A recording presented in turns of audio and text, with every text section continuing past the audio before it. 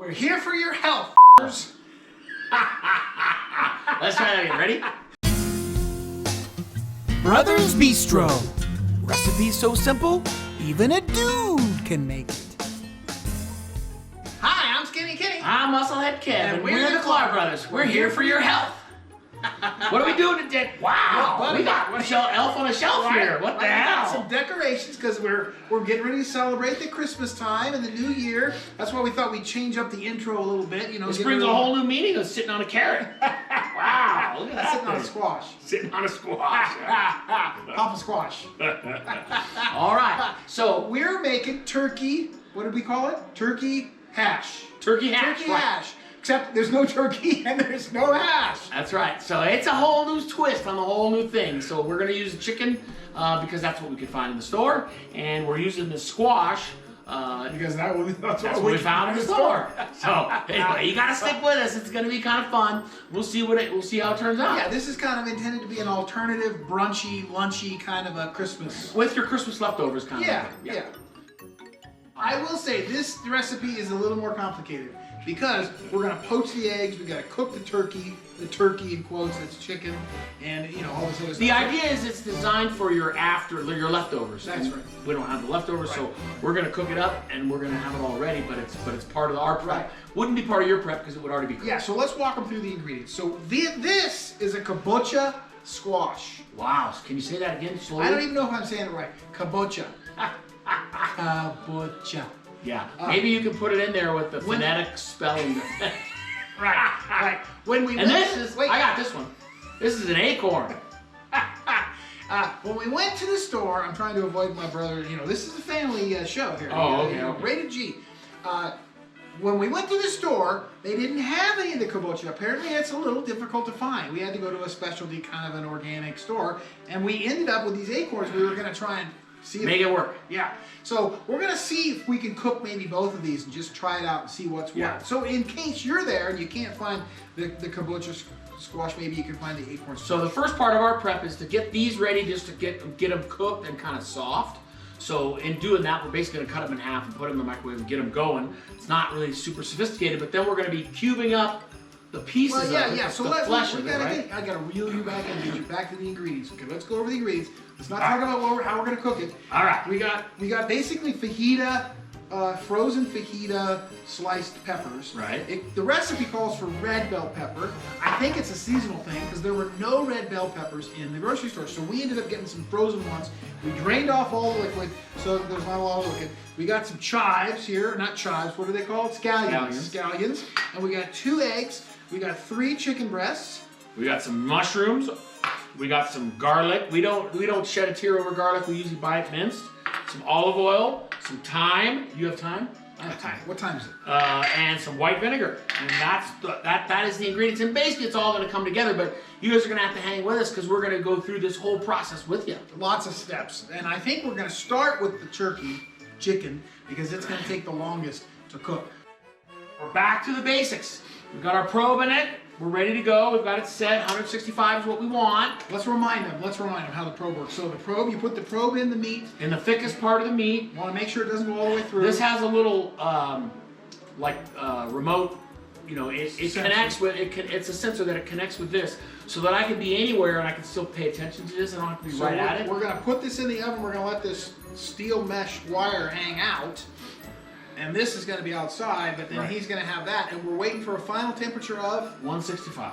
We got the oven set for 350. It's going in the oven. He's going to keep the remote out. He's going to shut the door, mindful of the wire, and that's it. That's all there is to it. It's pretty simple. Okay, voila.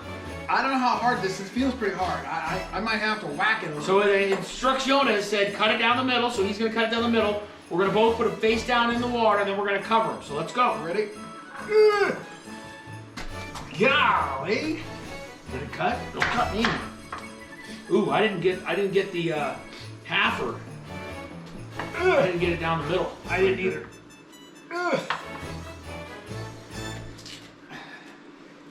Did you get your workout in today? Well, Or now. Okay. All right, there it is. All right, so all we're gonna do is basically scoop it out. We need some spoons. Put it in the thing. I think we're gonna need some spoons. A couple of spoons. So while my brother goes gets his foods, look at the difference. This is kind of a darker yellow or orange. This is a lighter, paler orange. Kev definitely didn't go down the middle of his. I should have cut it from this side, I think. We're gonna scoop out the seeds. Sorry for making all the racket, but we got to get the seeds off the spoon. Yeah. Okay, so I got mine that half done. That's kind of cool looking. Okay, that's the kombucha. Look how much darker it is. And then this one is the acorn. So it's two different ones. Here, I'll help you with the cling wrap. You will? Yeah, you ready? You're ready. Oh, how's that go? This way? Oh, I see. You gotta be fancy. You gotta turn that bad boy around. Okay, so there's my cling wrap Okay, help me with this one. on my thing there. There you go. Okay, then we cover it. Okay. So then We wanna poke some holes, so use your knife. The holes are for venting, so that the water, we put about a half a cup of water in the bottom so that they don't dry out. But we want that steam, that's gonna cook these things a little bit. We want that to vent. Okay, there we go. I'm ready, buddy. It said 3 minutes, so we'll see how it goes. See you guys in 3 minutes, right? Yeah. We're pulling out. Hey, listen, did you hear that? Yeah, it was a double whammy. It was? It was like a chorus of, because we got the microwave ready and we got the chicken ready. All right, so let's pull out the chicken quick because we don't want it to overcook. Pull the probe out. It's hot. The probe is hot. You got to hold on. Look at that. Okay. Probe is out. All right, so then you can just leave that there, then pull it in. You can just leave that there. That's our cooked chicken. It's cooking. It's cooked. And the probe said 165, so it's good to go. And then he's going to go over here, and he's going into the microwave. Okay. And he's pulling it out. And it's been in there. It's been in there for 3 minutes. Smells like pumpkin a little bit. And we got it down here, so we're going to open her up. We're going to cut off the rind. Yeah. And then we're going to cube up the meat inside. Yep, the flesh. So I'm just going to go. Oh, yeah, and it's soft. So remember, we did about 6 minutes. We did it twice as long. It's definitely softer now. I'm basically just going to cut away the rind as best I can. A couple of knuckleheads in the kitchen here. And then when we get it all cut away, which is pretty good right there, I'm going to just cube it up. Wow. I'm going to cube it up a little. And I need 9 ounces, so I got this thing on a measuring scale, and I'm going to cube up 9 ounces. So we're going to start with the mushrooms just because it's on top here. Put that in there. Stir that around a little bit. Get that oil moving around in the pan. And what did it say? Put everything in there, right? Put everything in there. So now we got a little onion in here, which the recipe technically doesn't call for. Just red bell And it's pepper. a little water. We tried to drain off most of the water, but we didn't put it on a paper towel. We could have put it on a paper towel and pat it dry, but that's And okay. here's our kabocha. Okay, so in the kabocha, so that looks like about equal parts, actually. Pretty, Right. you know, it's pretty good. Look, let's look at that thing here in a minute. Look at that. Yeah, very Okay, colorful. so he's gonna fry it up until it's golden brown, 3 to 4 minutes is what it said. and then we're gonna come back, right? Yep, and then we're going to come back and we're going to add in the next bits. We got to add in the meat and the other ingredients. We were talking about this recipe with our online nutrition support behind the scenes in between shots, and we realized the difference between the kabocha squash and the acorn squash is the kabocha squash is much more lower glycemic, which means it's got less kind of natural sugars in it. And so that's why you want to use that if you're on the program, you're trying to keep your body fat low and your blood sugar stable. The acorn squash is going to be much higher in the glycemic index, so you want to be careful about that. So just a warning, but come on, I'll show you what we got. Okay, so we've been in here for like 7 minutes or something. Yep, been 7 minutes. Look, and it's softened up. Squash is looking good. They want it to be crispy. Because it's kinda- doesn't look super crispy, but Doesn't look super crispy, but we're gonna go in with the rest of these ingredients now. We're stirring That's in the the garlic. garlic. And we're stirring in the thyme. And then we got the scallions. Stir in the scallions. And look how colorful it is, buddy. Yeah. So we're going to stir it around a little bit. Make sure that those ingredients, the garlic and the thyme. So it said, what, a couple minutes, and then we go in with our meat. Right, a couple more minutes. We're going to do this, and then we're going to go in with the meat for a couple of minutes. And we're really just trying to warm up things now. We want the onions to soften. You know, the scallions, they need to soften a little bit. The chicken's going in. Everything's kind of been cooked. A couple more minutes here, a couple more minutes there. Now he's going to stir in the chicken, get it all kind of mixed in good, and then just kind of let it set for a couple of minutes.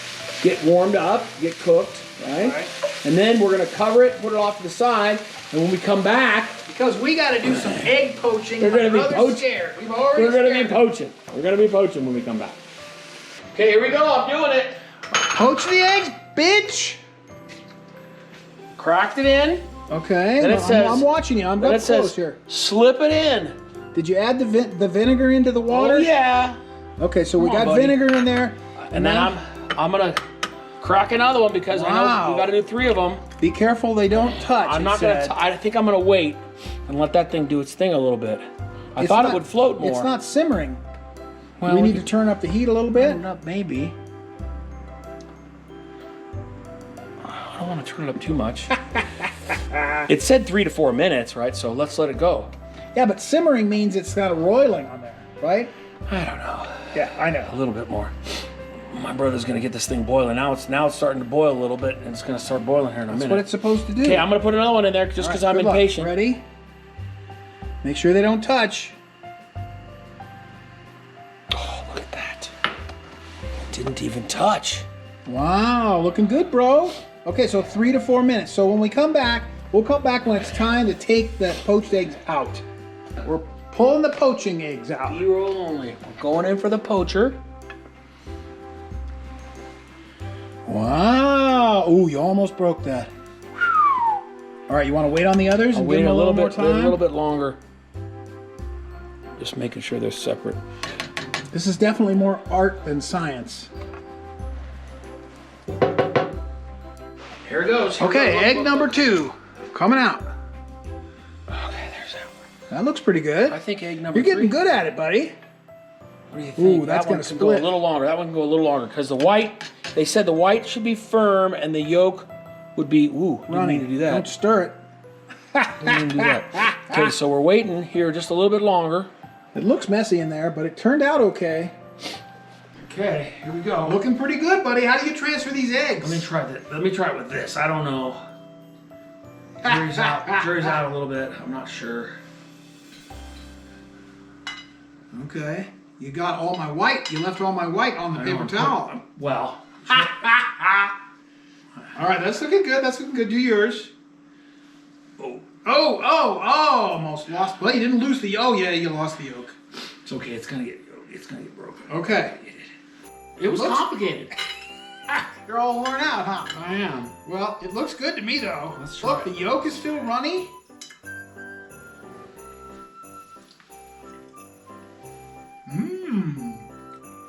I like it. Yeah. Definitely tastes good. I can taste the squash in there. Had a little chicken at that time. Yeah. Well, hey, this was good. We had to do a couple of new things. My review, my official review.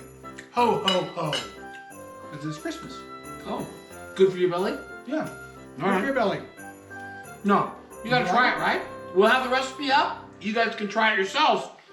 If you've never poached an egg, this is a good opportunity to try it. That's true. We certainly learned a thing or two, didn't we? Yeah. Klar Brothers Bistro.